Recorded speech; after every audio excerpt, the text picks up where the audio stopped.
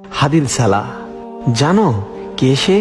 চেকপোস্টে ইসরায়েলের নির্লজ্জ বাহিনীরা 18 বছরের তেজস্বী কন্যা হাদিল সালাহকে মুখ থেকে বোরকার নিকাব সরাতে বলে, কিন্তু না, ইমানি শক্তিতে বলিয়ান মুসলিম কন্যা হাদিল সাফ সাফ জানিয়ে দিল সে তার বোরকার নিকাব কিছুতেই সরাবে না।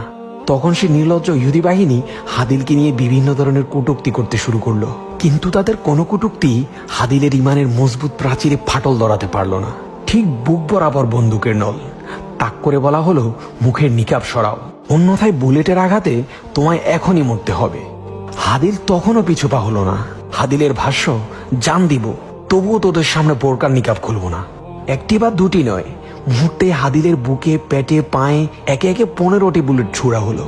পূর্ণ পর্দা পরিহিতা হাদিলের নিস্তেজ শরীর মাটিতেই পড়ে রইল। 18 বছরের এক শহীদ হাদিল সালাহ।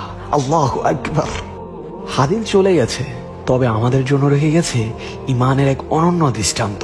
প্রিয় বোন আমার, হাদিল সালাহ তোমার মতো মুসলিম ঘরে জন্ম নেয়া এক সাধারণ তরুণী ছিল, কিন্তু তার আর তোমার মাঝে তফাৎ কি জানো?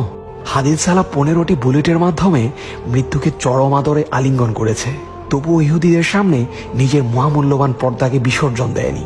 আর তুমি কোনো কারণ ছাড়াই পর্দাহীন হয়ে দিব্যি ঘুরে বেড়াচ্ছ।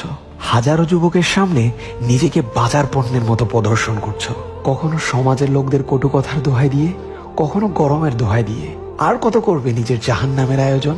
সমাজের লোকদের কটু কথা আর গরমের তাপ সহ্য করা বুঝি জাহান্নামের আগুনের চাইতেও বেশি কঠিন। আল্লাহ আমাদের সকল বোনদেরকে সঠিক বুঝদান করুন এবং যথাযথ পর্দা মেনটেন করে চলাফেরা করার তৌফিক দান করুন।